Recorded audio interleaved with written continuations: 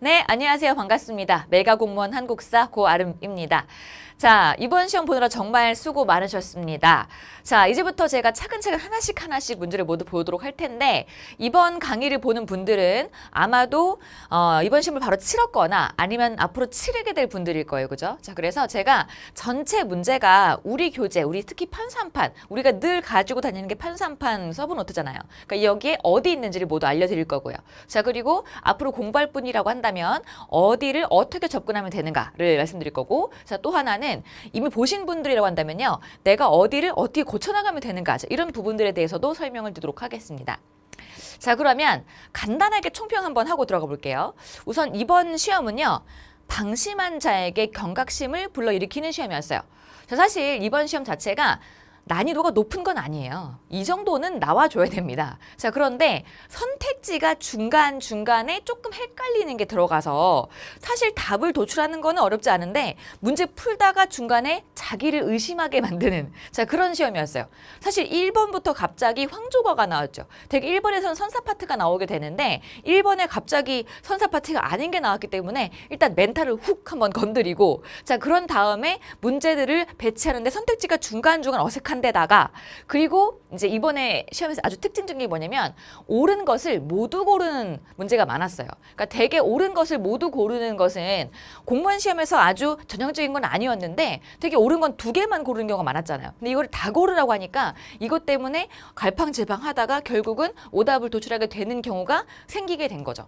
사실 그래서 이번 시험은요, 체감 난이도만 높은 시험이었어요. 그러니까 난이도가 되게 높아 보이는데 사실은 공부를 열심히 했으면 합격권에 올라가신 분들은 바로 답을 도출 수 있는 시험이었고요. 그렇지 않고 약간 공부가 7, 80%밖에 안 됐다라는 분들은 아마도 되게 어렵다라고 느꼈을 겁니다. 그래서 공부가 완벽히 된 분들이 결국은 합격권까지 간다라고 하는 거를 보여주는 부분이니까, 보여주는 시험이었으니까 여러분이 경각심을 가지고 방심하지 마시고 공부하시기 바랍니다. 자, 이런 트렌드는요, 우리가 최근에 봤던 이 시험 자체가 약간 쉬웠었어요. 그러니까 점점 쉬워진다 이렇게 얘기를 하니까 너무 기피할 필요 없는 것 같아 라고 생각을 해서 기피하지 않은 분들이 있을 수가 있었는데, 자, 이런 부분에서도 우리가 조심할 필요가 있었다라고 하는 걸 보여주고 있죠. 그죠? 자, 그러면 들어가 보겠습니다. 자, 제가 꽃을 배치한 이유는 모두 꽃길만 걸으시라고 배치한 겁니다. 자, 그러면 총평. 작년 지방직이나 올해 소방직보다는 약간 어렸어요. 약간 어렵고요. 작년 국가직과 비슷한 난이도였어요. 그러니까 체감 난이도만 높은 거고 사실은 난이도 자체가 높은 건 아니었어요. 합격권에 간 분들은 대부분 다 잘 맞출 수 있는 그런 시험이었습니다. 그러니까 내가 공부를 완벽히 하냐 마냐가 중요했다. 아시겠죠? 자, 그리고 많이 틀린 문항. 말이 틀린 문항을 보게 되면 사실 이게 진짜 어려워서라기보다는요, 헷갈려서였어요. 그리고 제일 많이 틀리고 이번에 진짜 이런 건 어떻게 맞춰요? 라고 했던 게 뭐냐면 바로 9번 문제였거든요. 발해 유적지 문제. 발해 수도 변천 과정을 지도에 표시한 거였는데 지도가 나왔다는 것 자체에서부터 헉! 이런 거예요. 근데 사실은 지도라고 하는 것은 여러분 뭐 수능이랑 아니면 한국사 능력 검정 시험 이런 데에서 많이 나오던 거지, 우리 공무원은 잘 안 나오니까 지도를 그렇게 많이 염두하지 않았던 경우가 많았을 거예요. 자, 근데 제가 늘 말씀드리죠. 시험 자체가 전체적으로 옛날처럼 그냥 바로 단순 암기만 탁탁 하는 것을 묻는 것이 아니라 지엽적인 거를 살짝 줄이면서 사고력 측정 쪽으로 가고 있기 때문에 이미 예전에 발표가 났죠. 문제가 수능형으로 좀 바뀐다라고 하는 것이 나섰기 때문에 몇 년 전부터 이미 이런 추세가 계속되어 오고 있었어요. 그러니까 이런 문제가 나오는 거, 지도 문제가 나오는 거는 앞으로도 계속해서 나올 수 있는 경향이기 때문에 너무 막 이제 이건 어떻게 맞춰요? 그러시면 안 돼요. 나머지 것들은 되게 무난하게 원래 시험 문제 나오면 많이 안 외워서, 자, 볼까요? 자, 여러분들이 선사시대 유적지 귀찮아서 안 해요. 그죠? 그래서 솔직히 말해보세요. 우리가 맨 처음에 들어갔을 때, 공부를 시작할 때 맨 먼저 부딪히는 암기 파트가 여기예요. 왜 이렇게 구석기 유적지가 이렇게 많아? 그죠? 그래서 그때 풀다 보면은 막 너무 짜증나니까 나중에 하자. 넘어간단 말이야. 그죠? 그래서 이거 여지없이 오답률 높은 거에 들어갔어요. 그리고 이거 유네스코 유산 안 해오죠? 마지막에 해야지? 이러고 안 하잖아요. 이게 결국 나온 거예요. 그러니까 사실 5번과 8번 같은 경우는 문제 난이도가 높은 게 아니라 우리들이 아직 덜해서 틀리는 거죠. 결국은 우리가 이걸 하면 이건 된다는 거예요. 근데 이제 9번 문제가 많이 멘탈을 흔들었겠죠. 그죠? 자, 이건 바로 볼 거예요. 제가 그래서 바로 보여드릴 거예요. 이거 끝나고 바로 다음 슬라이드에서. 자, 그리고 개화기 무역은요. 요쪽 파트는 약간의 사고력, 이것도 그 당시 개화기의 무역 모습을 좀 생각을 해야만 되는 그런 문제였는데 그 부분이 짧은 시험 시간 안에는 잘 도출이 안 돼요. 그래서 그런 부분에서 약간 우리의 문제풀이 훈련이 필요하다라고 하는 거를 시사하는 그런 문제였습니다. 자, 그러면 여러분, 자, 여러분이 가장 어려워한 9번 문제부터 먼저 볼 겁니다. 자, 9번은 제가 먼저 보여드린 이유가 뭐냐면 제가 이 시험 치르고 나서 되게 많은 이제 글들을 봤어요. 여러분의 반응과 그리고 이제 저희 연구실로 오는 문자 메시지 같은 것들을 많이 봤는데 보니까 막 이런 반응들이 있는 거예요. 특히 이제 뭐 커뮤니티 같은 거에 헐 9번 어떻게 맞춰요? 이렇게 9번 어떻게 맞추냐? 이거는 틀리라고 낸 거다. 이렇게 얘기를 하더라고요. 근데 그렇지 않아요, 여러분. 자, 우리 교재 이게 그대로 있어요. 자, 이 지도에 해당하는 요 위치가 있는 건 아니에요. 그렇지만 이 지도가, 그러니까 제가 지도를 쓸 때, 지도를 이제 교재에 낼 때 기억, 니은, 디귿 이렇게 하진 않죠. 그런데 일단 발의 지도가야 여러분이 많이 봤던 지도가 있을 것이고요. 교재에. 자, 그리고 수도 변천 과정 수업 시간에 정말 수도 없이 많이 했고요. 그리고 여기 돈화, 활용, 영안, 이 도시 우리가 봤던 거였어요. 자, 일단은 문제 봅시다. 자, 다음은 발해 수도에 대한 답사 계획이다. 각 수도에 소재하는 유적에 대한 탐구 활동으로 옳은 것만을 모두 고르면 이라고 했어요. 자, 여기 보니까 지금 기역, 니은, 디귿, 리을, 디귿이라 그랬죠. 그죠? 아, 수도 변천 과정이구나. 바로 알 수가 있어요. 우리 예전 수업 시간에 나 이거 지금도 기억나. 개념 시간에 8월 1일에 찍었어. 그때 요거를 수업을 다 했었던 부분이에요. 자, 일단 봅시다. 8월 1일에 찍은 거 인강에 올라갔을 거 아니에요. 그죠? 자, 개념을 충실히 들은 분들은 다 아실 거예요. 자, 우리가 일단 자, 발해 수도 변천 과정은 이렇게 외웠었죠? 중상동상 이렇게 외웠었잖아요. 중상동상 되게 많이 했던 것 같아. 근데 개념부터 해서 뭐 기출까지 계속 했던 것 같아요. 자, 그러면 맨 처음에 수도가 어디니까? 동모산이니까 나중에 동모산에서 자, 중경, 상경, 동경, 마지막 상경 간다라고 했었죠. 그죠? 자, 그리고 이 천도를 맨 처음에 동모산에다가 수도를 세운 사람이 누구다? 자, 대조영이었고 고왕이죠. 고왕.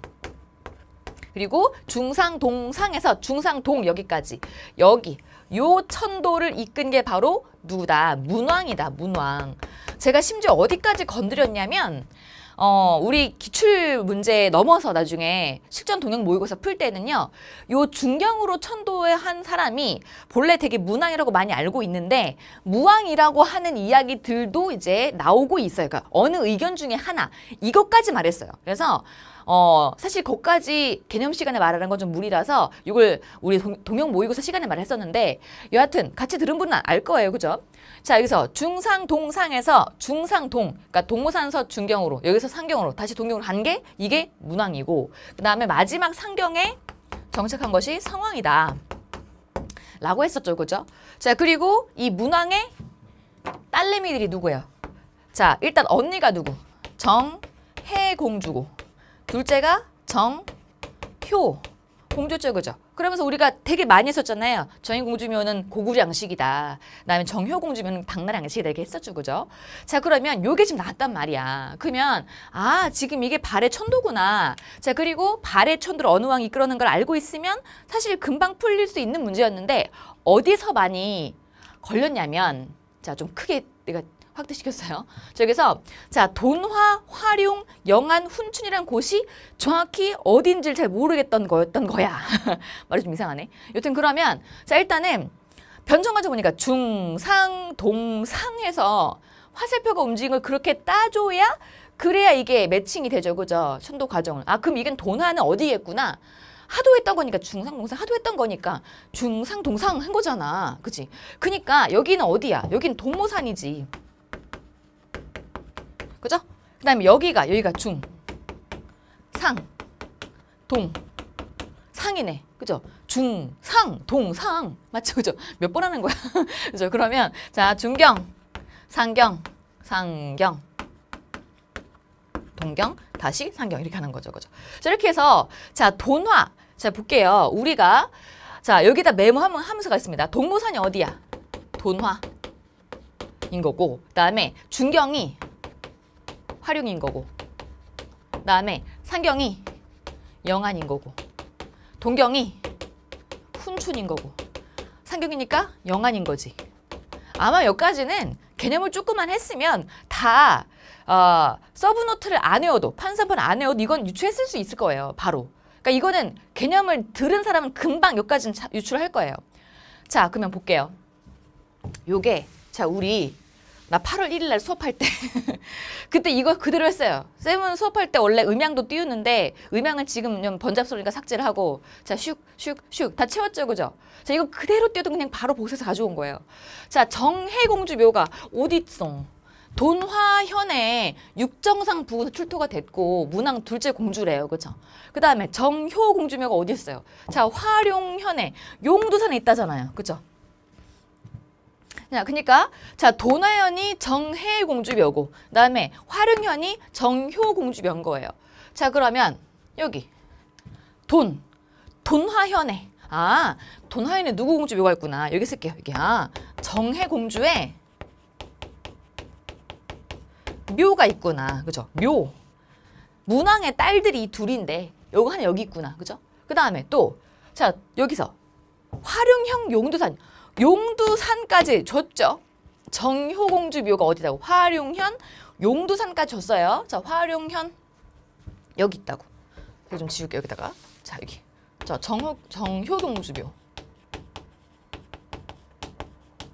그래서 지금 이런 내용들을 수업 시간에 안 한 게 아니었던 거야. 그쵸? 그래서 이 부분들이 그냥 그대로 나와 있고, 자, 또 여러분들이 쌤 교진 없는 거 아니에요? 할까봐 우리 교재 27페이지야.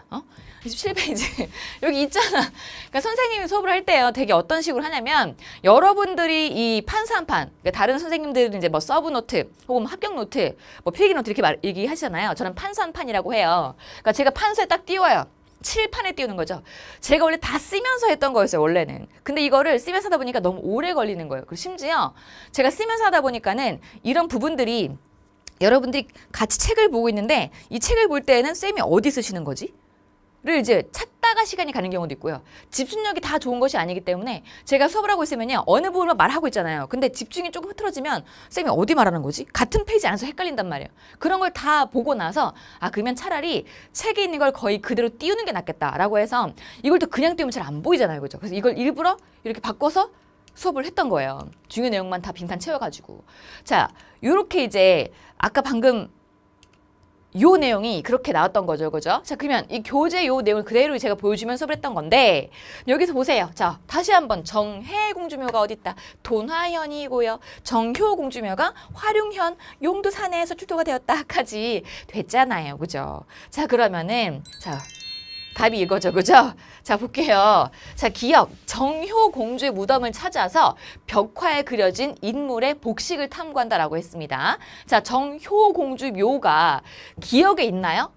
아니죠. 자, 다시 여기로 와보세요. 다시 여기로.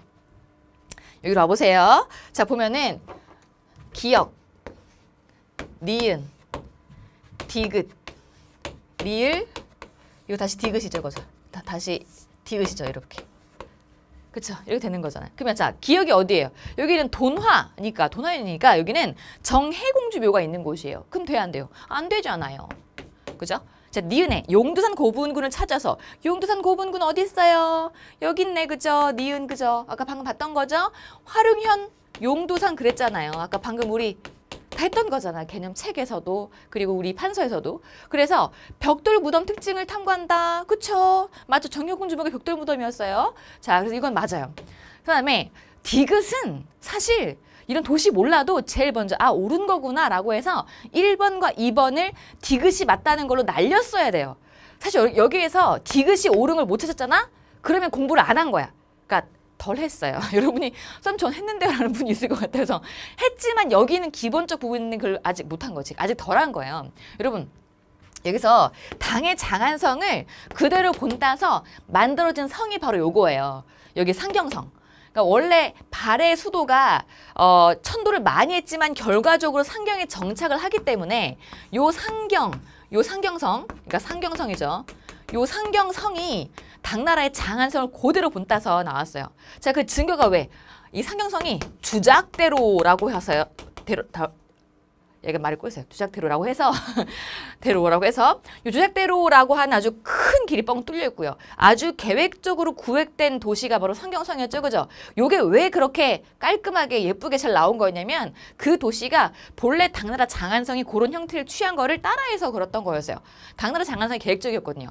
자, 그래서 지금 니은과 디귿이 옳은 거예요. 디귿은 원래 처음부터 맞다고 골랐어야 됐어요. 알겠죠? 자, 그리고 리을 정해공주 무덤 찾아서 어디 있다고? 정해공주 무덤. 도나에 있다고. 동부산에 있다고. 고구려의 무덤과 개성을 탐구한다. 이건 안 되죠. 그죠? 위치가 틀렸으니까. 이렇게 푸시는 거였어요. 그러니까 일단 첫 번째로 문제를 풀 때 디귿이 옳은 건 바로 찾았어야 됐고요. 자, 그리고 니은과 리을이 아마 헷갈렸을 거예요. 사실 뭐 기억도 좀 헷갈렸을 수 있는데 일단 기본적으로 이 각각의 무덤의 위치를 우리가 사실 판산판이라고 하는 우리의 압축교재 그거만큼은요 여러분이 그냥 씹어 드셔야 돼요. 냠냠 씹어 드셔야 돼요. 요거는 여러분이 거의 내 머릿속에 거의 뭐 탑재한다 식으로 가져가야 되는 거기 때문에 이 부분들을 알고 있으면 거의 틀리는 문제가 없을 거예요. 지금도 보이시죠? 그죠? 가장 문제가 어려웠다라고 하는 거. 대부분 막 어떻게 풀어요? 저거는 그냥 틀리려고 된 문제야. 만점 방지용이야 라고 하는 그런 문제도 풀 수 있어요. 그러니까 여러분들 너무 이렇게 조금 뭐랄까 난 해도 안 돼. 이렇게 생각하지 마시고요. 다 돼요. 그러니까 저랑 차근차근 해보자고요. 알겠죠? 자, 그러면 이제 1번 문제부터 가보도록 하겠습니다. 이제 9번을 맨 먼저 해결했으니까 좀 마음이 시원하죠, 그죠? 자, 그러면 이제 1번부터 차근차근 가볼게요. 요건 지우겠습니다. 칠판 지우고 다시 올게요, 그러면요. 자, 그럼 바로 볼게요. 자, 제가 좀 지우면 좀 깔끔하지가 않아서. 자, 일단 1번. 다음 시가를 지은 왕의 제기간이라고 했어요. 자, 여기 보니까 펄펄 하늘 저 꾀꼬리 암수가 서로 정답구나. 외로울서 내 몸은 뉘어 더불어 돌아가랴 라고 했습니다. 자, 여기 등장한 이 글은 뭐예요? 이거 되게 유명한 거죠, 그죠? 자, 황조가 라고 하는 거예요. 자, 우리가 국어 시간에 되게 많이 다루는 거죠, 그죠? 국어 시간에 황조가는 많이 봤을 거예요. 그럼 이거 누가 한 거냐? 요거는 바로 유리왕. 유리왕이 쓴 건데, 여러분, 유리왕이 고구려도 있고 신라도 있어요, 그죠? 근데 이거는 고구려 유리왕이라고 우리가 얘기했었죠, 그죠? 자, 요 고구려 유리왕의 황조가가 시험에 나온 거예요. 자, 그러면 요거는 우리 판산판에 11페이지의 정치 파트에도 있고요. 자, 그리고 이제 27페이지 한문학 파트 여기도 있어요. 판산판에. 자, 그래서 여기 자 지금 황조가 유리왕 여기 모두 메모가 돼 있다. 자, 그럼 같이 볼까요?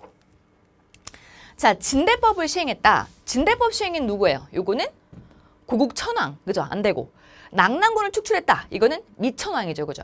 자, 그리고 답은 3번인데, 자, 졸본에서 어디로? 국내성으로 천도했다라고 했죠, 그죠? 원래 고구려가 맨 처음에는 졸본에 있다가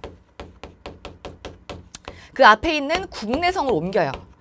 맨 처음에 주몽이 졸본에 수를 세웠는데 여기는 방어가 유리해서 그런 거였어요. 여기가 되게 주변이 낭떠러지로 돼 있어서 상당히 방어가 유리한 곳이었는데 여기가 좀 좁아요. 좁고 협소하니까 여기를 빠져나와서 국내성 좀 넓고 탁 트인 지역으로 나온 거죠. 자, 그리고 나중에 장수왕 때 남진 정책하면서 어디로? 평양성으로 온 거죠, 그죠? 자, 그래서 졸본에 수를 세운 사람은 주몽이고, 주몽. 국내성은 유리왕이고, 그리고 평양성은 장수왕인 거예요. 요렇게. 요거 정도는 알아두셔야죠. 자, 요거는 딱 유량의 업적으로 요거 나와요, 요거. 자, 우리 11페이지에 요거 있어요. 11페이지. 아시겠죠? 자, 그리고 황조가는 27페이지 있고요. 자, 그러면 밑에 4번. 율령을 반포해서 중앙 집권적 체제를 강화했다. 이거 누구야? 소수림왕이죠, 그죠? 오케이. 됐습니다.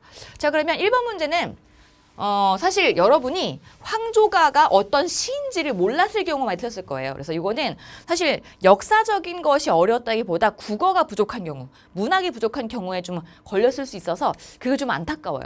그런 부분이. 여기서 정말 열심히 한 친구들이 틀린 경우가 좀 있어가지고 제가 상담을 좀 받아봤거든요. 그래서 좀 아쉽더라고. 자, 넘어가서 2번 문제. 자, 밑줄 친 유학자라고 했습니다. 저기 보니까 자, 풍기군수 주세붕은 했습니다. 주세붕 나왔네. 고려 유학자의 고향인 자, 이 유학자가 누구냐? 유학자가 나왔는데 자, 이 사람의 고향이 어디래요? 자, 여기서 보니까 순흥면 백운동에 회원사를 세웠대요. 아, 이 고향에다 세웠대. 백운동이 고향이었나 봐요. 회원사래요. 그죠? 자, 회헌이면 누구예요? 안향이죠. 안향. 그러면 요거는 백운동 서원을 묻는 게 아니라 주세봉을 묻는 게 아니라 요 안향을 묻는 문제였던 거예요. 그쵸? 자, 그러면 요 안향이 나왔는데 일단 해주 향약을 보급했다. 이이. 자, 원 간섭기의 성리학을 군으로 소개했다. 그쵸? 이게 답이죠. 안향. 성악 10도를 도술했다. 네 사람은 이황. 자, 일본의 동정을 담은 해동 제국기 신숙주, 숙주, 신숙주. 자, 그럼 정답은 2번 되겠죠. 그죠? 자, 이 문제는 어렵지 않은 문제였어요. 자, 우리 판사 한 판으로 79페이지에 있어요. 우리 판사 한 판 79페이지. 여기 보시면 백운동 서원에 대한 게 쭉 나와 있고요. 항상 기억하실 게 안향의 회헌이다. 같이 알아놓으세요. 알겠죠? 회헌. 그리고 왜 거기다 세운 거예요? 왜? 고향이라서. 누구 고향이라서? 안향. 알겠죠? 자, 기억해 주시기 바랍니다. 이렇게 우리가 지금 시험을 앞으로 보려고 접근하시는 분들은요. 문제 풀고 그냥 넘어가는 게 아니라 문제를 통해서 배우는 것도 있어야 돼요. 아, 지금 안향이라는 사람의 고향이 이 지금 두세 분이 갔던 그 지역이었나 보다. 그지? 그래서 아, 여기 보니까 여기서 이 안향의 고향에다 세운 것이고 그 서원 이름 백운동 서원인데 안향의 혼은 또 회원이라네? 이걸 다 기억하는 게 좋아요. 이러면서 문제 풀이를 통해서 또 공부를 많이 할 수 있는 거예요. 자, 아시겠죠? 답은 2번. 넘어갈게요. 자, 3번. 밑줄 친 왕에 대한 설명으로 옳은 것은 그랬어요. 이건 되게 쉬운 문제죠. 그죠? 1919년 3월 1일에 탑골공원에서 민족대표 33인이 서명한 독립선언서가 낭독이 됐다. 어디에서? 보니까. 자, 탑골공원에서. 자, 여기서 이 공원에 있는 탑이 있대. 이 탑이 이 왕이 세운 거래.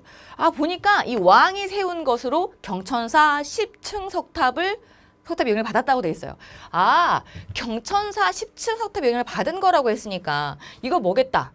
경천사지의 영향을 받은 거니까 원각사지 석탑이 되겠죠. 그죠? 자, 원각사지 10층 석탑이 될 텐데 근데 이 문제는 뭘 묻는 거예요? 왕을 묻는 거니까 지금 세조를 골라줘야 해요. 그죠? 세조. 자, 그럼 보겠습니다. 1번. 우리나라 전쟁사를 정의한 동구 병감을 편찬했다. 문종. 그죠? 그 다음에 우리나라 역대 문장의 정수를 모은 동문서원을 편찬했다. 이건 성종 때죠. 그죠? 여러분, 그리고 나온 김에 조금 조심할 거. 자, 우리 앞으로 시험 볼 거니까 또. 자, 동구 병감 그러면 이건 문종이잖아요. 근데 역대 병요금 단종이에요. 그러니까 이게 둘 다 병서예요. 근데 이 아빠랑 아들이 둘 다 뭔가 이 병서를 썼기 때문에 이 군사에 연관된 거. 그래서 좀 헷갈리거든요. 그래서 우리가 동국 병감이랑 역대 병요는 구분해 주셔야 돼요. 자, 여튼 자, 그리고 요건 성종이니까 안 되고요. 그다음에 6조 직계제를 실시하여서 국왕 중심의 정치 체제. 이게 답이죠. 그죠? 세조와 태종 이방원은 대표적으로 이런 정치를 행한 걸로 알고 있잖아요. 답은 3번이고요. 한양으로 다 천도해서 이궁인 창덕궁을 창건했다라고 했습니다. 자, 여기 자, 창덕궁을 창건한 사람 이거 누구? 여기는 자, 태종 이방원이니까 이것도 알아두시고 우리가 되게 쌤도 질문을 또 받았었는데 이 궁을 누가 세웠냐는 게 많이 궁금한가 봐요. 근데 우리가 이 궁을 누가 세웠냐에 대해서는요. 그 궁을 누가 세웠고 언제 불탔고 다시 세워진 거 있죠. 요걸 딱 외워두면 되게 편해요. 근데 아직 그걸 안 외우게 되면 내가 궁을 세운 거에 대해서 아예 모르나 봐. 혹은 내가 궁의 문화를 전혀 모르나 봐라고 생각해서 내가 조금 안 외운 것 때문에 이만큼 안 외운 것처럼 오해할 때가 있거든요. 근데 일단 첫 번째로는 이 전체 궁들이 누가 세웠고 언제 다시 만들어졌다 이런 것들 이런 거로 우리가 외워두면 일단 기본적으로 궁에 대한 베이스는 깔린 거예요. 아시겠죠?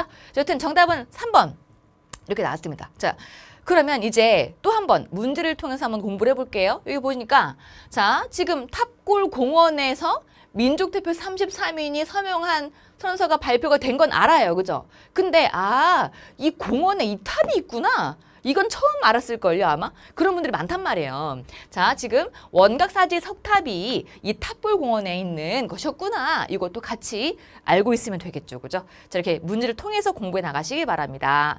자, 넘어갈게요. 그다음에 4번 문제. 가인물 그랬어요. 자, 이 문제에 등장하는 요 사료는 나 조광조네 라고 하고 있어요. 그죠? 자, 왠지 볼게요. 지방의 경우는 관찰사 수령, 서울의 경우는 홍문관과 육경, 대관들이 모두 능력 있는 사람을 천거하게 하십시오. 그 후 대궐에 모아놓고 친히 여러 정책과 관련된 대책 시험을 치르게 한다면 인물을 많이 얻을 수 있을 겁니다. 이는 역대 선왕께서 하지 않으셨던 일이요. 한나라의 혈량가와 방정가에 대해서 이어받는 것입니다. 라고 했습니다. 자, 가임으로 누굴까요? 그쵸? 조광조가 되겠죠. 조광조. 자, 그러면 옳은 것은 그랬습니다. 뭐 너무 쉬워요. 답은 1번 기묘사화였죠. 그죠? 자, 요 내용은 자, 우리 교재 판산판에서 자, 58페이지 있고요.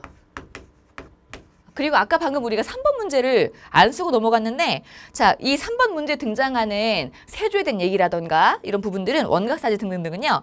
자, 57페이지 그리고 88페이지에 있어요. 그러니까 우리 교재 다 있어요. 다 있어요. 알겠죠? 자, 넘어갑니다. 자, 2번. 조의 제문을 사초에 실었다. 자, 조의 제문을 쓴 사람은 누구? 아, 김종직이구나. 사초에 실은 건 누구예요? 이거는 그의 제자 김일손이구나. 근데 이걸 사초에 실었던 그 시기는 김종직이 죽어서 없었죠. 그죠? 자, 다음에 문정왕후 수렴첨정을 지지했다. 문정왕후의 수렴첨정을 지지하는 거는 조광조가 못해. 왜냐면 문정왕후는 명종 시기의 사람이잖아요. 그 명종 시기엔 조광조가 이미 죽어서 없지. 그죠? 자, 그리고 연산군 때 생무 윤씨를 패비하는데 동조했다라고 했는데 자, 중종보다 앞선 왕이 연산군이죠. 그죠? 자, 근데 이 조광조는 제가 수업 시간에 많이 얘기했었죠. 이 중종의 조광조를 발탁해서 관리로 이제 높이 쓴 거예요. 그 연산군 시기에는 조광조 활동하기가 어렵죠. 그죠? 답이 그래서 1번 되겠습니다. 오케이. 자, 넘어갑니다. 5번 문제.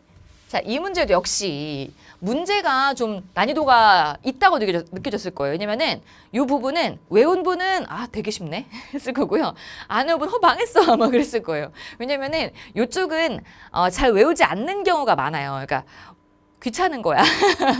사실 선생님도 이거를 맨 처음에 저도 맨 처음에 좀 조무래기 시기가 있을 거 아니에요. 그때는 왜 이런 걸 외우게 해? 라고 생각했었어요. 저도. 그랬기 때문에 여러분들이 이거를 아마도 받아들이는 게 쉽지 않을 수 있어요. 이건 차근차근 하시면 돼요. 아시겠죠? 차근차근. 제가 처음에 수업을 진행하면서 개념 수업하면서 이 부분부터 아주 꼼꼼하게 이제 수업을 하니까 막 앞글자 따가면서 막 열심히 하니까 여러분 잘 듣고 따라오시면 금방 돼요. 여기는.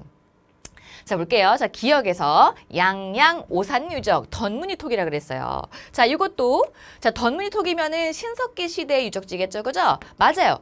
양양 오산이는 대표적인 신석기 유적지고요. 그다음에 암사동 유적도 마찬가지로 서울의 암사동 유적은요. 현재도 이 움집 등등이 복원돼 있어요. 그래서 제가 답사하면서 많이 가봤거든요. 가봤는데 제가 수업 시간에 이런 얘기 했는데 기억날지 모르겠네. 그 개념 시간에 했던 얘기인데 암사동 유적에 가잖아요. 가면 움집이 되게 많이 복원돼 있어요. 그럼 어떤 느낌이 드냐면 내가 노숙자면 저기 들어 살 것 같다. 이런 생각이 들 만큼 아늑해. 꽤 괜찮아요.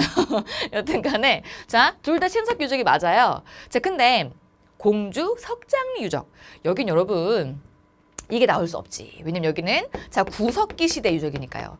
자, 석장리는요. 가면은 전기, 중기, 후기. 즉 구석기 시대의 전기 유적, 중기 유적, 후기 유적이 다 있어요. 그래서 왜 우리가 백화점 쇼윈도에 가면 이렇게 쫙 이 백화점에 이제 선반이 있고요.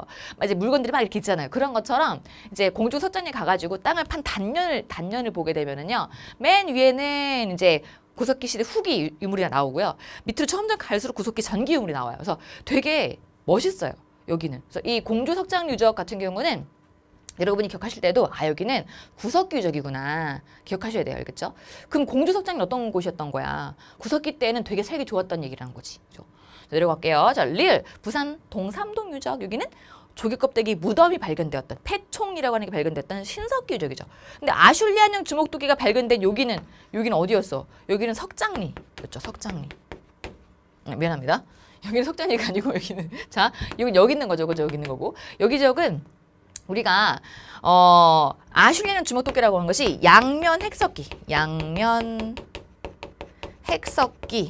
라고 해서 메비우스의 학설을 뒤집어 엎을 수 있었던 것이었어요. 그죠? 그래서 요 주먹도끼가 발견됨으로써 우리나라를 포함한 전체 동아시아 지역에서의 구석기 유물이 이 서양보다 뒤처진다라고 했던. 그러니까 아시아는 옛날부터 이 구석기 때부터 유럽보다는 많이 못해. 이렇게. 뭐 그러한 모습이 그런 이제 논리가 있었어요. 메비우스의 논리가 있었어요. 근데 그런 거를 깰 수 있는 그런 곳이었죠. 그죠? 그래서 여기는 연천 전곡리에 연천 전곡리 유적이기 때문에 여기는 안 돼요. 답은 그래서 기역 니은 이렇게 되는 거죠. 그죠? 제가 개념 시간에 여기 관련된 썰을 말을 해드린 것 같은데 지금은 해설 강의니까 얘기 안 할게요. 제가 썰을 몇 개 안 풀어요. 수업 시간에 되게 여러분의 시간을 아껴 쓰게 하기 위해서 제가 되게 컴팩트하게 농담도 필요한 것만 하면서 수업을 진행을 하는데 뭐 그렇다고 엄청 지루한 건 아니고요. 그런데 이제 여기는 되게 제가 얘기한 썰이 있었어요. 수업 시간에 확인하세요. 자, 6번. 자, 가식이 신라에서 있던 사실이라고 했어요. 고구려의 침입으로 한성이 함락이 되자 수를 웅주로 옮겼다. 자, 보니까 위에 있는 것은 시대가 언제? 자, 고구려가 침략해서 백제가 한성이 함락이 됐어요. 연도는 우리 외웠었는데 475년이었죠. 자, 이걸 안 외워도 지금 5세기구나. 남 장수왕 시기구나 라는 걸 파악을 할 수가 있겠죠. 자, 다음에 밑에 가가 비어있고 나가 있어요. 성왕이 사비로 도읍을 옮겼다. 이거는 자 538년인데 이것도 안 외웠어도 이 시기는 지금 6세기구나. 뭐 이때쯤에 진흥왕이 있었겠다. 다 알 수가 있겠죠. 그죠? 그러면 이 문제가 신라에서의 사실을 묻는 거예요. 신라의 사실. 자, 그렇다면 먼저 475년 무렵에 자 그때쯤에 신라에서 어떤 일이 있었냐면은 그때쯤에 자 신라에서는 곧 이 백제의 문조왕이 웅진으로 가니까 그 뒤에 등장했던 동성왕이 누구랑 소지마립간이랑 같이 결혼 동맹을 맺죠. 그죠? 그럼 굳이 말하면 뭐 신라는 그때쯤에 이제 소지왕이 곧 나오겠다. 볼 수 있고요. 곧 동맹이 나오니까. 그 다음에 여기 538년쯤에는 신라에는 누가 나오겠다. 지금은 자 진흥왕이 나오겠다. 이거 볼 수가 있죠. 그죠? 근데 사실 이렇게 많이 분석 안 해도 문제가 쉽게 풀려 사실. 왜? 여기 보니까 그 사이에 누가 껴? 퍼풍왕. 여기 있네. 다 나왔어. 그죠? 어렵지 않았어요. 대가에 정복했다. 진흥왕, 황초령 순수비 이것도 진흥왕. 거칠보 국수편치는 것도 진흥왕. 그죠? 그러니까 답은 4번 이렇게 볼 수가 있겠죠. 진흥왕이 즉위한 다음에 나중에 성왕과 같이 진흥왕과 성왕이 함께 한강육을 회복하는 거죠. 그죠? 그래서 지금 요거는 답은 4번으로 사실 어렵지 않게 풀 수 있었어요. 자, 6번 문제 같은 경우 우리 교재에서 판사 한 판으로 가면 자, 페이지 14쪽. 여기 다 나와 있죠. 그죠? 그래서 이거를 같이 보시면 되고요. 자, 그리고 여기서 대가야 정복한 연도는 여러분 나온 김에 써드릴게요. 562년. 금관가는 532년.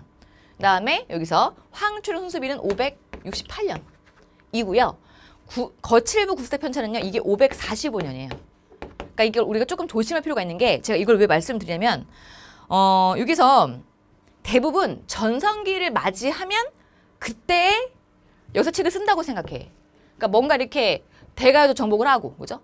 뭐 순수비도 세우고 이렇게 해야 그 다음 뭐 자랑스럽게 쓰지 않을까라고 생각을 하는데 아직 한강 유역을 차지하기도 전에 그때 거칠부가 이걸 쓰는 거예요.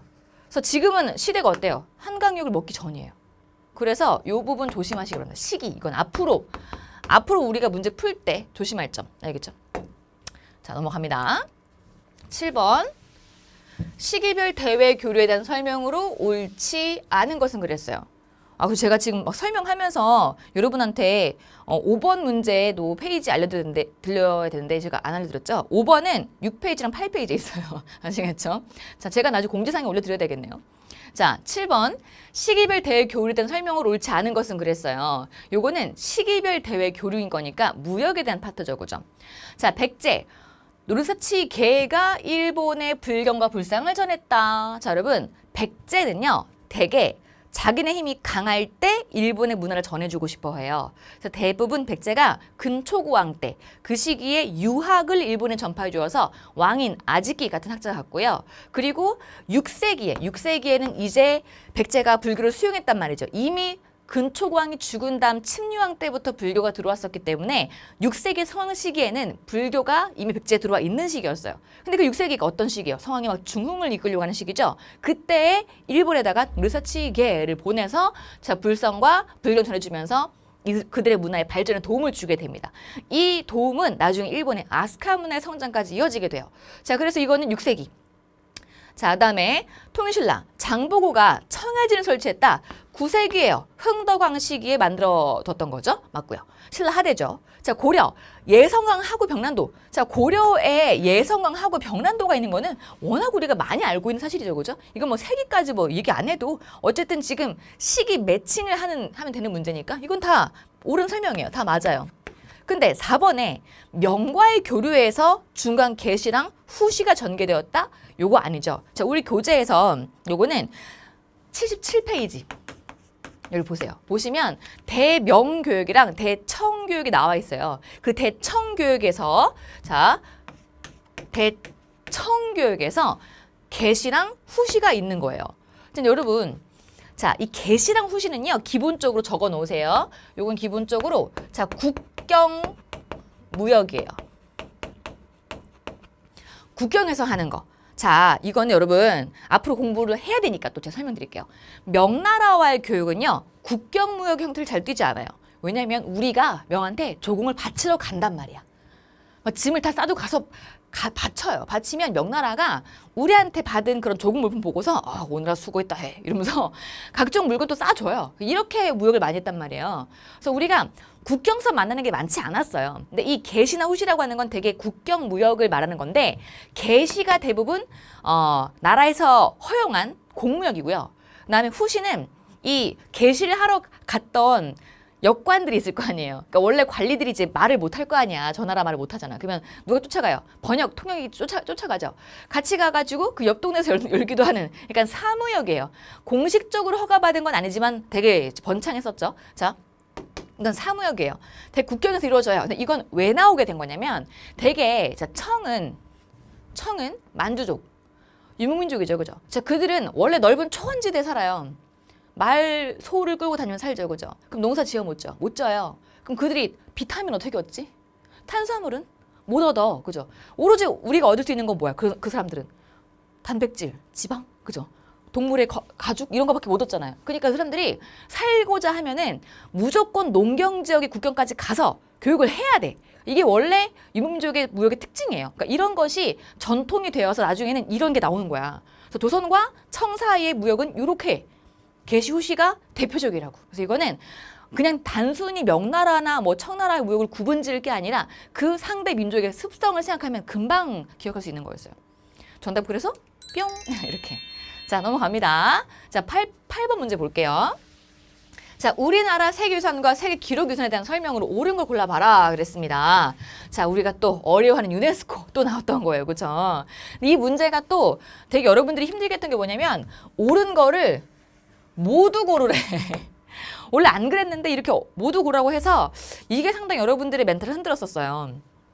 일단 자, 공주 송산리 고분군에는 자, 전축분인 6호분과 무령릉이 있다라고 했어요. 자, 일단 우리 유네스코 우리 교재 몇 페이지 있어요? 149페이지.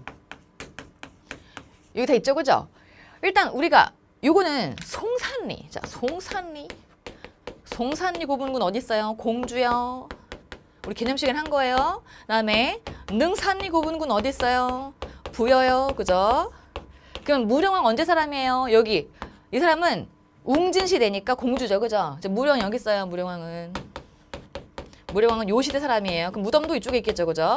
이렇게. 그래서 우리가 이렇게 외웠잖아요.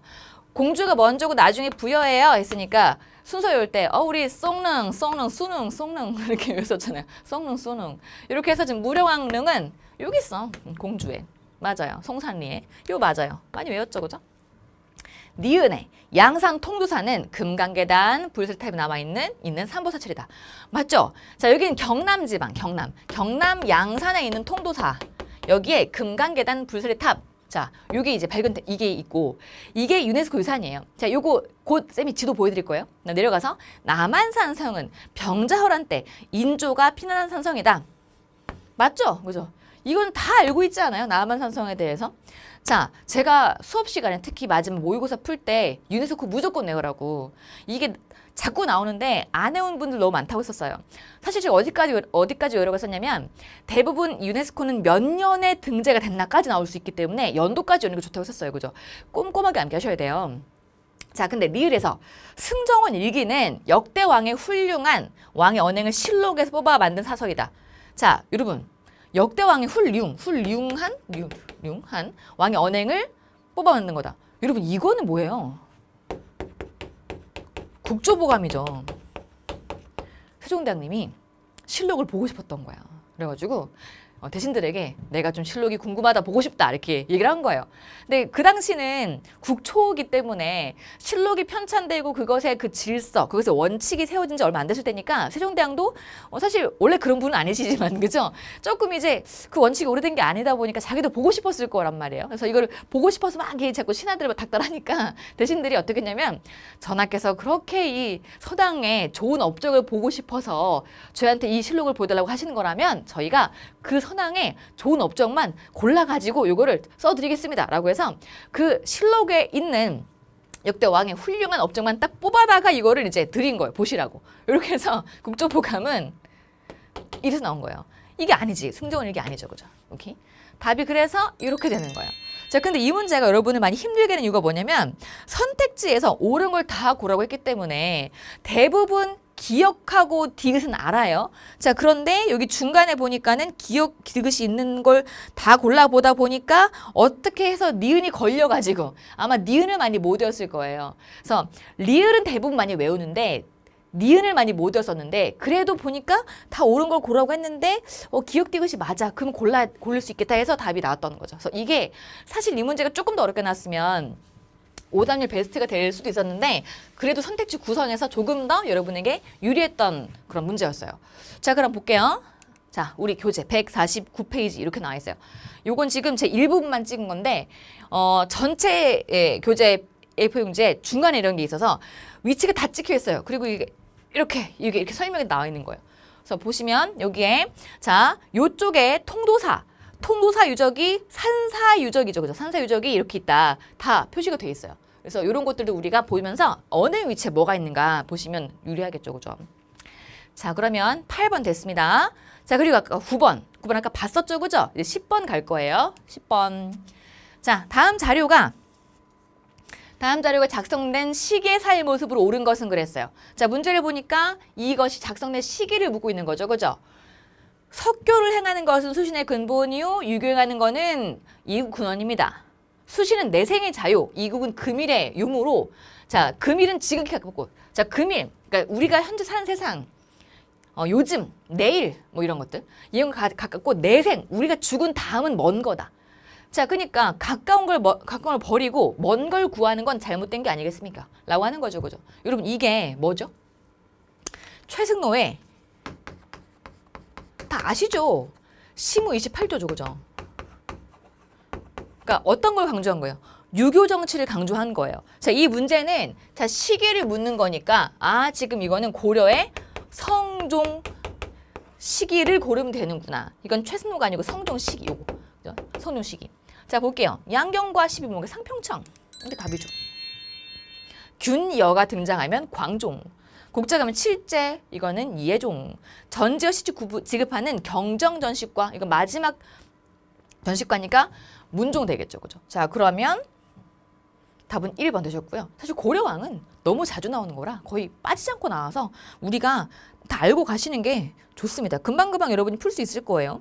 자, 그러면 자, 10번 문제는 우리 교재 30페이지에 있어요. 그죠?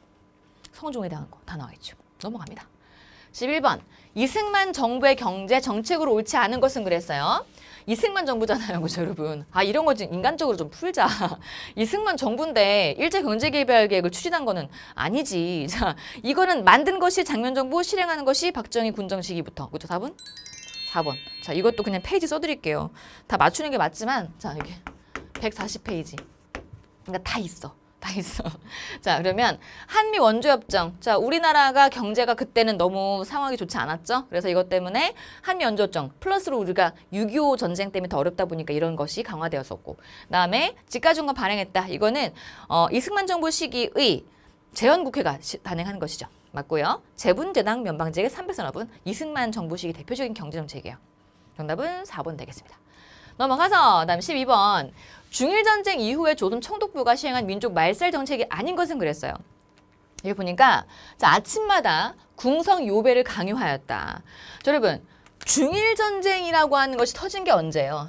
이게 1937년 7월 7일이에요. 자, 이때 이후에 총독부가 시행한 민족 말살 정책이 아닌 거라 그랬죠. 그죠? 문제가 지금 이후를 묻는 거란 말이죠. 자, 아침마다 궁성 요배 맞아요. 전쟁이 터졌기 때문에 우리를 이끌고 전쟁에 가야 돼요. 조선 사람들이 끌려간단 말이에요. 그러면 우리 민족성을 말살시키고 너네는 일본 백성이야. 이렇게 해서 전쟁 끌고 가야 되니까 강요하겠죠. 그죠? 그러면서 황국신민서사 그러면서 소학교를 국민학교로 황국신민학교로 불러서 우리를 다 일본 민족처럼 만드는 거죠. 그죠? 근데 남면 북양 정책이라고 하는 건 1934년부터 시행됐던 것으로서 자 이거는요. 우리가 당시에 그러니까 우리를 포함해 전 세계가 1929년에 대공황을 맞이하죠. 대공황이 터지게 되니까 그것이 여파로 나오게 된 거예요. 왜냐면 미국이나 뭐 영국 같은 일본의 우방 국가들이 이 대공황 때문에요. 경제적으로 자기네끼리 블록 경제를 만들어서 영국은 영국대로 미국은 미국대로 그냥 살아보려고 일본에다가 원료 수출을 안 해준 거예요. 원료 수출을. 그래서 그러자 안 되겠다 싶어서 일본이 남쪽에다가는 면화를 북쪽에는 양을 키우게 되면서 이걸로 양모를 이제 얻으려고 했던 거죠. 그러면서 났던 것이기 때문에 전쟁 이후가 아니고 그 전에 시행이 됐던 거죠. 정답이 그래서 3번 되는 겁니다. 자, 나중에 점점 전쟁이 터지게 되면은 점차 북쪽에다가는 군수 산업이 많이 발전해요. 그래서 병참 기지화 정책이 추진되게 되면서 약간 달라지죠. 그죠? 넘어갑니다. 13번. 요것도 잠시만요. 정답은 뾰로롱 나왔고요. 자, 우리 12번 문제의 출처는 우리 교재 판산판 115페이지 보시면 돼요. 거기에 일제 정책이 쭉 다 나와 있어요. 자, 넘어갈게요. 13번. 밑줄 친 조약에 대한 설명으로 옳지 않은 것은 그랬어요. 자, 여기 보니까 1905년에 미국으로 갔네. 자, 루즈벨트 저택에 갔대요. 자, 가가지고는 이렇게 말했대요. 저는 대한제국 황제 친필 밀서를 품고서 지난 2월에 헤이 장관을 만난 사람입니다. 그 밀서에서 우리 황제는 82년에 맺은 조약의 거중 조정 조항에 따른 귀국의 지원을 간곡히 부탁했습니다. 라고 했어요. 자, 옳지 않은 거라 그랬죠? 그럼 이건 뭐겠다? 이거는 조미, 수호, 통상조약이다. 우리 개념책에 1882년 판산판도 있죠. 그죠? 2월에 나온 거고 이무군란 전이라고 제가 몇 번씩 강조했어요. 이무군란 전이라고. 자, 볼게요. 요거는 우리 교재 개념책에 몇 페이지 나와 있어? 네, 페이지 94페이지. 그죠? 여기 다 나와 있죠. 여기 보시면 교재에서 교재 윗부분에 조미가 있고 그 아랫부분에 이모군란이 있어요. 그러니까 순서가 다 말한 거죠. 그죠?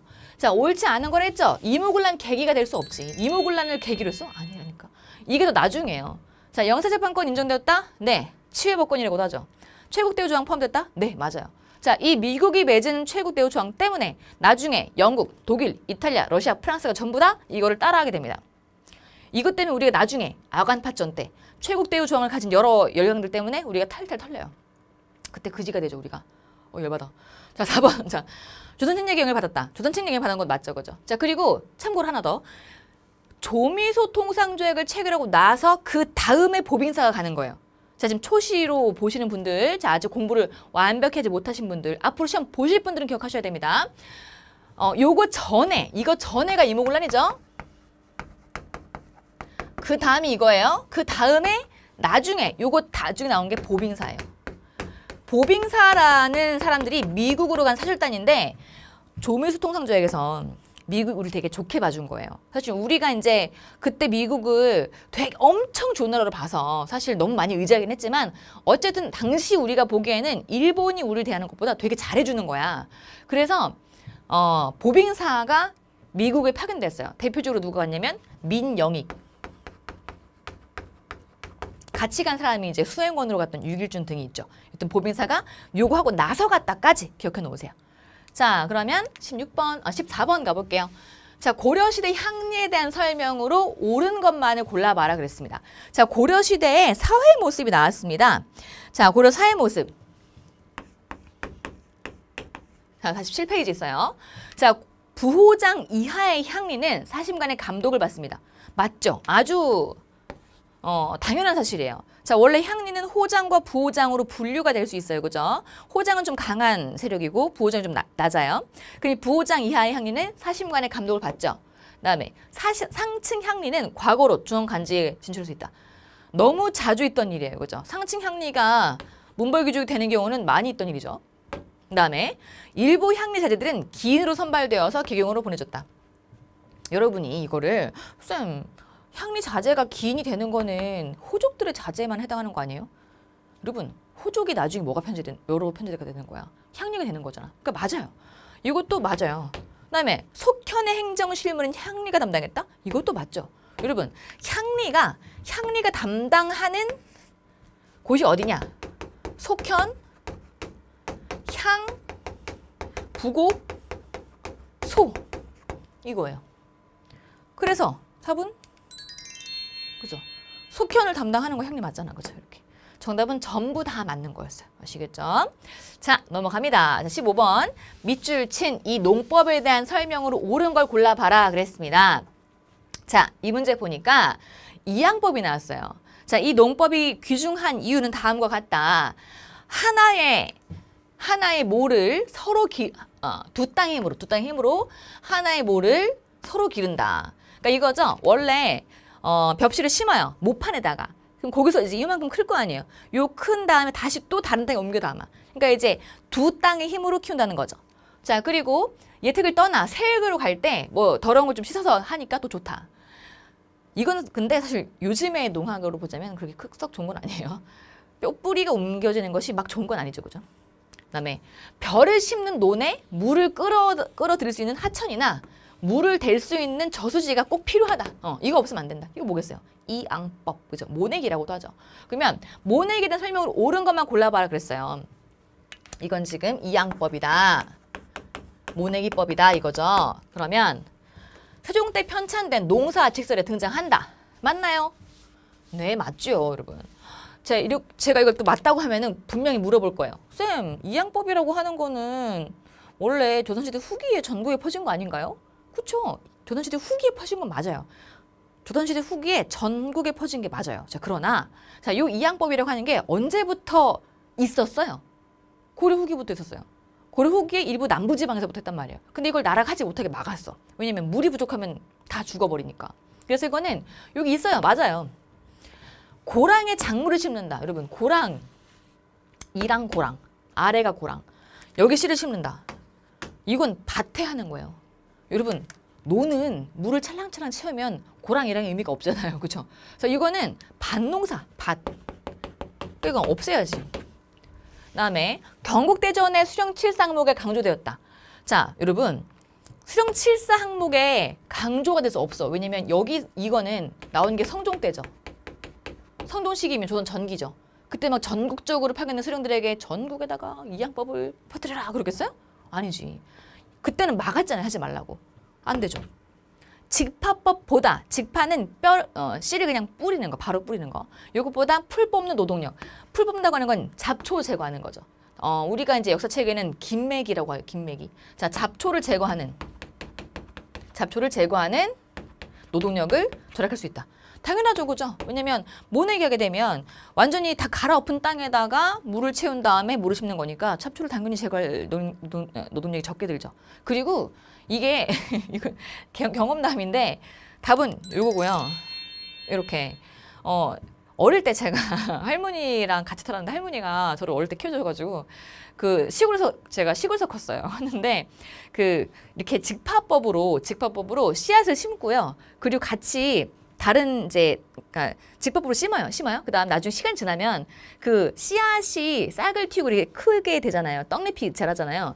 그때 그 떡잎이 클 때랑 옆에 잡초가 이제 큰단 말이에요. 그 잡초의 떡잎이랑 너무 똑같이 생겼어. 그래서 쌤이 어릴 때 할머니랑 같이 밭에 많이 갔었는데 가가지고 막 이렇게 못 뽑지 하다가 한 몇 대 맞고 그랬어요. 잘못 봐가지고. 그래서 원래 직파법으로 하게 되면은 잡초 제거할 때 너무 힘들어요. 그리고 잡초 제거하다가 원래 내가 먹어야 되는 그 작물을 뽑기도 해요. 그래서 엄청 생산력이 안 좋아요. 근데 이것이 이양법이 되게 되면서 많이 바뀐 거죠. 자, 경험담에 우러나온 설명이었어요. 답은 기억, 리을. 자, 그러면 요거는 어디 있느냐? 우리 교재 75페이지. 판사만 75페이지에 있습니다. 넘어갈게요. 다음에 16번 밑줄 친 헌법이 시행 중인 시기에 일어난 사실로 옳은 걸 골라보라고 했습니다. 자, 이 헌법은 한 사람 집권자가 긴급 조치라고 하는 형식적 절차와 권력 남용으로 양보할 수 없는 국민의 기본 인권과 존엄성을 억압했다. 긴급 조치하면 다 나와잖아요. 자, 뭐예요? 유신. 몇 차 헌법이에요? 몇 차 개헌이에요? 럭키 세븐인데 가장 나빠. 제가 몇 번 그랬죠. 럭키 세븐인데 제일 나쁘다고. 이게 제일 나빠요. 그러니까 전체 헌법 중에서 가장 민주주의를 억압하는 것이고요. 밑에도 보세요. 입법, 사법, 행정, 3권을 한 사람한테 다 집중시킨 거잖아.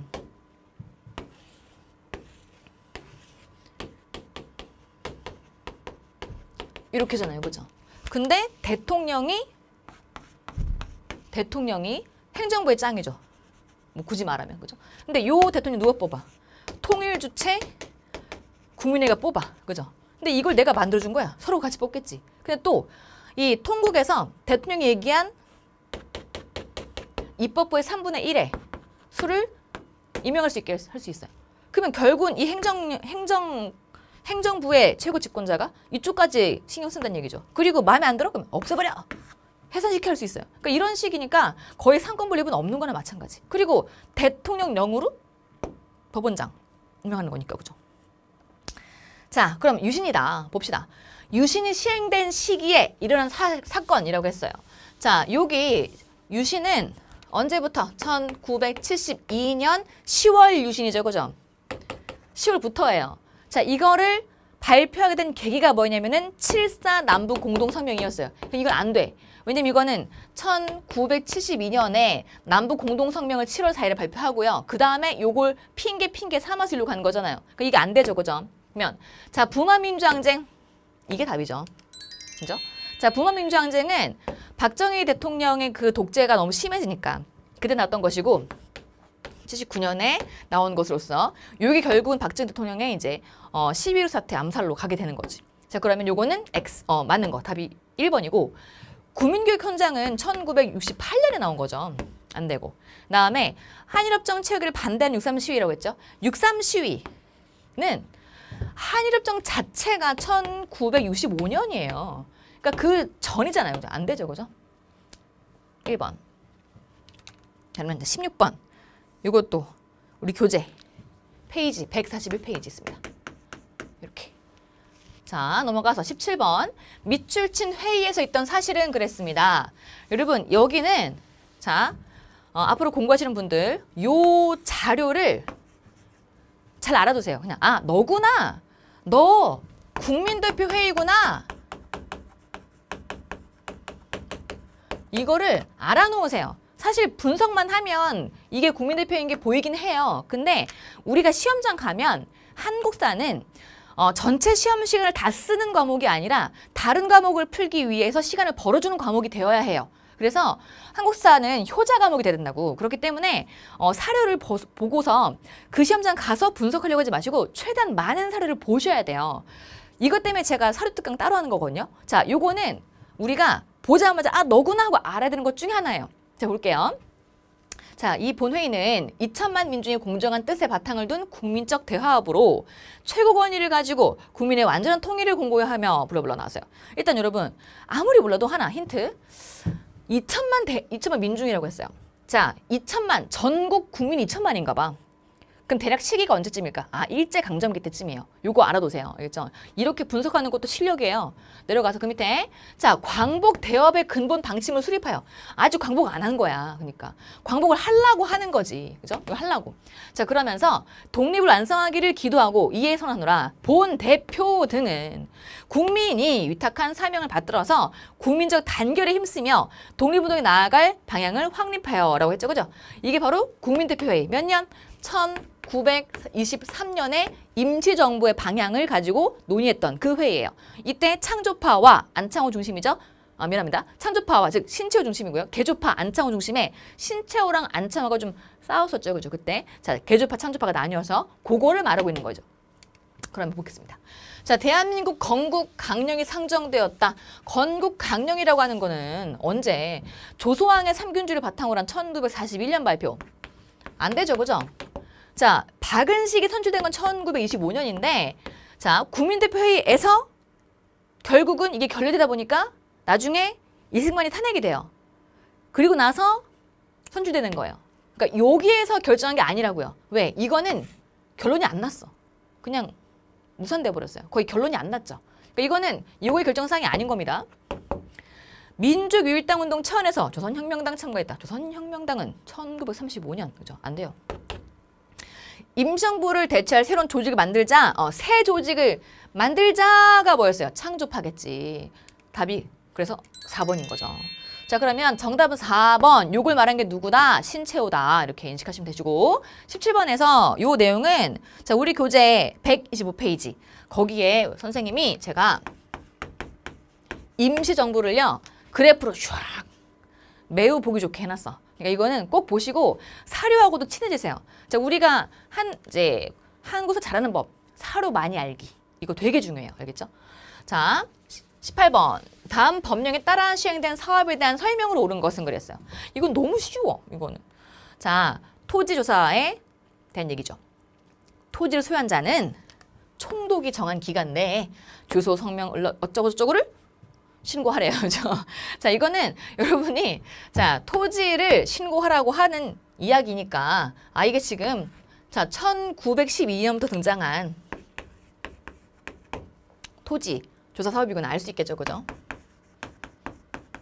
자, 그러면 여기는 사업으로 옳은 것, 설명으로 옳은 것. 농상 공부를 주무기간으로 했다. 여러분, 농상 공부가 뭐냐면 2차 가보교식에 나왔던 7부 중에 하나예요. 그래서 안 되죠. 그죠? 이거는 아직 대한제국이 있을 때 이야기잖아요. 그죠? 자, 그러니까 틀렸고. 그리고 7부가 등장하는 것 자체가 또 이게 아직은 조선이라는 나라가 망하기 전이니까. 그죠? 대한제국이 나오기 전에 나온 것이기 때문에 안 돼요. 역둔토, 궁장토를 총독부가 가져가서 자기 소유로 만들죠. 맞아요. 토지 약탈을 위해서 동척을 세웠다. 동척을 세우는 거는 1908년 식민지배하기 전부터 세웠어요. 그래서 틀렸고요. 춘궁 퇴치, 농가부채 근절을 목표로 내세웠다. 여러분 이거는 대공황이 터지고 나서 농민들의 삶이 어려워진 거예요. 이것 때문에 농민들 삶을 좀 더 개선시켜주겠다는 식으로 약간 제스처만 취하면서 봄에 배고픈 거, 봄에 춘궁, 자 이거를 퇴치해줄게요. 농가에서 빚 많죠? 우리가 이거 안 하게 해줄게 이런 식으로 막 좋은 말로 막 미사여구를 이제 만들어가지고 우리 농민 위하는 척 했던 겁니다. 이거는 자 대공황 그 이후에 나오는 모습이에요. 그래서 이것도 안 돼요. 정답은 2번인 거죠. 자 넘어가서 잠시만요. 자 18번도 페이지 써드려야지. 자 요거는 우리 교재 117페이지 여기 있습니다. 자, 답 2번 넘어가서 19번. 자, 개항기 무역에 대한 설명을 옳지 않은 것은 그랬어요. 자, 우리가 개항기, 자, 개화하던 그 시기, 개항하고 개화하던 시기에 무역이라고 하는 것이 문제 나왔는데 자, 일단 문제부터 풀어봅시다. 개항장에서 객주가 중개활동을 했습니다. 자, 여러분 이거 우리 교재에서 이건 아예 그림으로 쌤이 다 해놨어요. 이게 109페이지하고 94페이지도 같이 있어요. 94에도 있는데 여튼 다 써드릴게요. 자, 일단 여기를 통해서 파악할 수 있어요. 그림으로 알 수 있어요. 이게 무슨 얘기냐면 자, 개항장이라고 하는 곳은 부산, 원산, 인천처럼 외국인이 올 수 있게 열어놓은 항구예요. 자, 거기에 이제 외국인이 와요. 일본인이 와요. 와서 거기다가 이제 물건을 풀어놔. 그럼 이걸 가지러 누가 오냐? 보부상이 와. 와서 이거를 사가야 돼. 근데 보부상이 와서 물건 좋네 하고 딱 사고 바로 나가는 게 아니란 말이에요. 와가지고는 물건 싹 본 다음에 뭐 좀 흥정도 하고 살 것도 더 뭐가 있는지 좀 보기도 하고 해야 되잖아요. 그러면 거기 있는 객주나 여각에 같이 머무르고 있다고. 거기 살면 거기 좀 며칠 지내면서 약간 짐도 맡아달라. 물건도 이제 보관해달라고 하고 그다음에 잠도 좀 자고 숙박도 하고 그다음에 돈 좀 바꿔주죠. 환전도 좀 하고. 왜냐면 일본 돈이 들어오잖아요. 거기는 환전도 하고 이렇게 뭐 은행 업무나 환전 업무 같은 거죠. 자, 이런 거나 아니면 돈을 빌려주기도 하고요. 이렇게 뭔가 금융, 숙박 등등등 하는 그런 게 바로 객주예요. 맞아. 개항장에서 활동하는 거 맞아요. 이건 당연히 맞는 얘기. 그 다음에 조청, 상민, 수륙, 무역장정인데 이게 조청, 무역장정으로 나온 거야. 이게 여러분의 약한 부분을 건드렸어요. 난 이게 좀 화가 나. 왜냐면 그냥 다 써주지. 조청, 상민, 수륙, 무역장정이라고.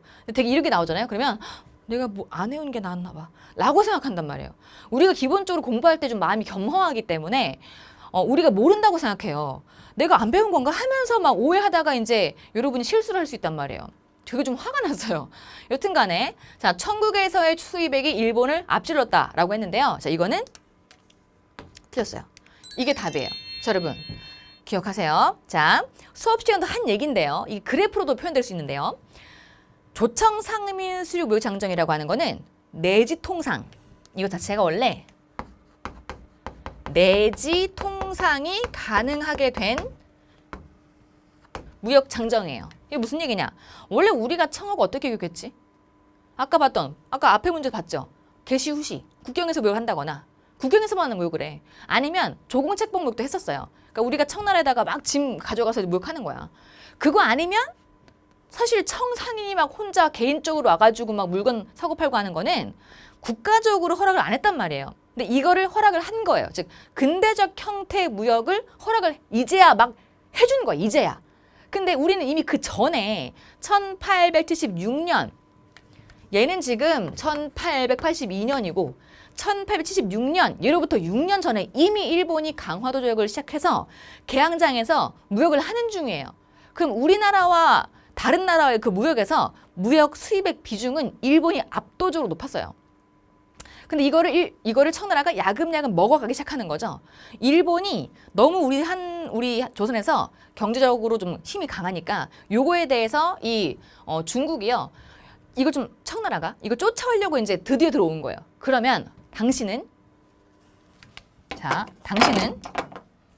이게 일본이야. 이게 청나라고. 원래 일본이 이렇게 높았어요. 무역 수입액이. 우리 청은 이렇게 낮았어. 근데 나중에 자, 지금 이런 상태가 조청 상민 수입 무역 장정 때예요. 나중에 점점 올라가서 얘가 빼앗아 오면 이게 낮아질 거 아니에요. 이렇게 바뀌다가 나중에 비등비등해질 때가 있어. 그때 뭐가 일어나게요? 전쟁이요. 빵. 그래서 요때 전쟁이 빵 터지면서 뭐가 발생하냐면 청일 전쟁이 나오는 거예요. 그러니까 원래 무역 수입액이라고 하는 것 자체가 비슷해지거나 그러니까 두 나라 경쟁이라고 하는 게 언젠가는 이게 비등비등해지면 그때 전쟁이 나는 거예요. 원래 한쪽이 높잖아요. 한쪽이 낮잖아요. 그럼 그때 전쟁이 안 나. 비슷해지면 그때 나요. 자, 여튼 그래서 요거는 틀렸어요. 처음부터 청이 바로 앞지르지 못해. 자, 이건 틀렸고 넘어가서 이제 세 번째. 일본 상인은 면제품 팔고 쇠가죽, 쌀, 콩 등을 구입했다. 맞아요. 오른 설명. 그다음에 조율통상장정 개정으로 곡물 수출이 금지되기도 했다. 이거는 여러분 뭐지? 방공용. 그죠? 맞죠? 정답이 2번 되셨죠? 그죠? 자, 그러면 이 문제 오답률 베스트 5에 들어가긴 했어요. 갔는데 사실 그렇게 어려운 건 아니었어요. 조금만 공부하면 알 수 있는 그런 부분이었죠. 자, 마지막 문제입니다.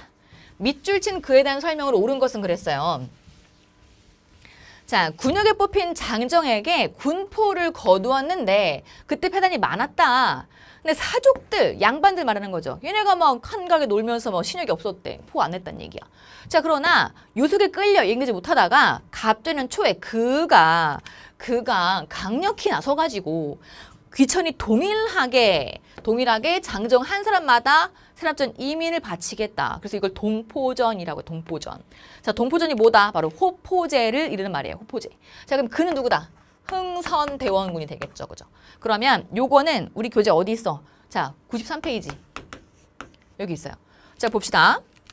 옳은 것. 만동묘 건립을 주도해요? 아니죠. 철폐를 주도하겠지. 그치? 틀렸고요. 자, 군국기무처 총재를 답으로 고른 분들 많았어요. 이거 안 돼. 자, 군국기무처 총재는요. 김홍집이고 당시에 흥선대원군은요. 1차 가보개혁 시기에 1차 가보개혁의 섭정으로 나오죠. 그죠? 그래서 이거 틀렸어요. 답은 요거죠. 3번. 통리기무하문을 폐지하고 오군영을 부활했다. 언제? 이모군란 때 잠깐 섭정하면서. 그죠?